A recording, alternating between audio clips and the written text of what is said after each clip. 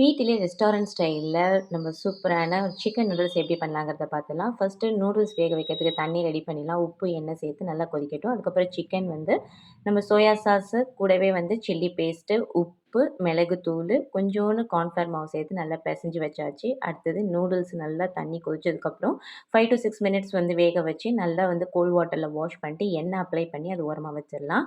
Red chilli paste, ketchup, அது கூடவே soya sauce, மிளகுத்தூளு, உப்பு சேர்த்து கொஞ்சோண்டு எண்ணெய் சேர்த்து நல்லா வந்து மிக்ஸ் பண்ணி வச்சிடலாம். உப்பு வேணாம்னா ஸ்கிப் பண்ணிக்கோங்க.